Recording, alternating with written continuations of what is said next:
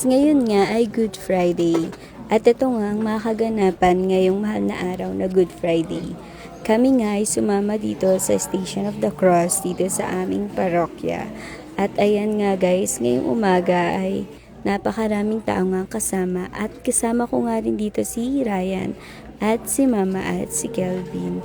Ayan nga kung makikita nyo guys, no, kumakanta sila habang nagpo-prosesyon. Sobrang aga nga nila Casey nung pumunta sila dito. At kami ay humabol lamang ni Ryan. Ayan nga, sa side na to guys, nagkakagulo kami kasi may nagbibigay ng pagkain at inumin. Kaso ng time na yan, naubusan naman kami nila Mama. Every year nga guys, ay parang panata na ni Mama ang sumama talaga sa Station of the Cross. Kaya nga kaming mga apo niya at mga anak niya, sinasamahan talaga namin siya guys, no? Kasi gusto ko rin talaga yung mga gantong experience guys, no? Yung napapalapit tayo sa Panginoon. At ito nga, si Ryan, kasama ko nga siya sa Station of the Cross ngayong araw na ito. Hawakan mo na. Bawat istasyon nga guys, may mga ganito, yung mga pictures, tapos parang may small altar. Ayan nga guys, tuloy-tuloy lang ang lakad kasi more on lakad talaga kami dito sa Station of the Cross. Tapos hinto sa isang bahay, magdadasal, ganun siya guys. Ayan nga, may nakuha kaming water dun sa last station na hinintuan namin. Kaya salamat po. Pinunta nyo dito, ba't may suman ka ng dala? Ikaw din. Bigla-bigla nawawala. Ha? Ano ba pinunta nyo dito? Station o yung pagkain? Natapat nga yung Nazareno sa amin dito guys. Ayun nga, na-amaze lang ako sa mga nagbubuhat dito guys. Kasi ang bigat-bigat niyan, diba? Tapos nabuhat nila. Grabe. Ako kaya-kaya ko yan. Mama. Libre daw yung ice cream. Hindi ka dun. Ice cream libre. May libreng ice cream dun. Ayan, puta mo yan. Yung ice cream libre. Joke.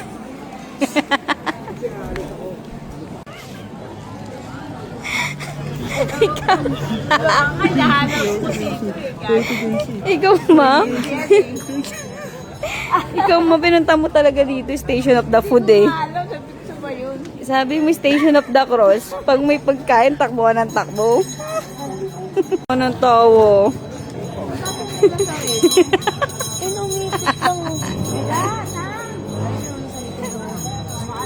Wala ang tao dyan sa likod.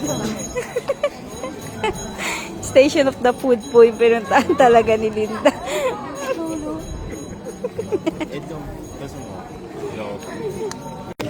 Init eh. Init? Init eh. Eto nga, medyo tirik na nga yung araw, pero ang dami pa rin talagang sumasama sa prosesyon, no? Eto nga guys, may namimigay nga ulit ng pagkain dito sa side na to. At kung makikita nyo, eto na naman si Mama at ang kanyang paboritong apo. Tignan nyo guys. Huli sa camera. Station of the Food si Linda.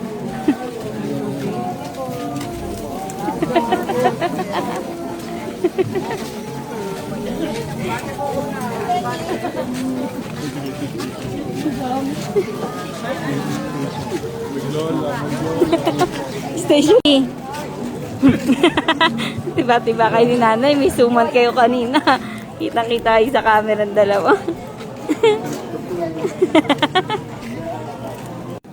Ayan nga guys, naka-receive naman ako ngayon ng sesto, o diba? Ang babait ng mga tao dito. Ayan nga, may namimigay nga ulit. At syempre, nandito naman ang inyong nanay Linda. Ayan nga guys, kasi pagod na yan kaka-station guys. Pero kahit naman kumukubra sa pagkain yan, talaga naman nagpe-pray yan kasi devoted talaga yan dito sa aming parokya, lalo na sa mga pagdadasal guys. Ayan nga, dito na nga kami simbahan guys, naharating na rin. Halos mag-aalas 10 na nga ito ng umaga guys, kaya tirik na yung araw. Ayan na nga si Poong Nazareno, pinapasok na nga siya sa simbahan. After nga nito ay nawala naman si Linda. Nakapila, nahanap kanina pa, ayan o. Sabi ko mahingi ng bulaklak. Ayan, may hawak ng bulaklak nga. Ay, naku, Linda. May utak lang nagaganyan po. Saan tayo? Ay, kain. Ay, kain. May kain kami ngayon dito, okay? Angie and Edith's Barbershop. Kinahaponan nga ay dumayo naman kami doon sa barbershop ni Madam Angie at Tita Edith. Kasi nga sabi nila ay may pakain nga daw sila. Kaya ayan nga guys, so makikikain kami. Ngayon na nga rin pala yung celebration ng birthday ni Lolo. Happy birthday nga pala sa heaven, Lolo Daniel. Kasi ngayon ay April 3.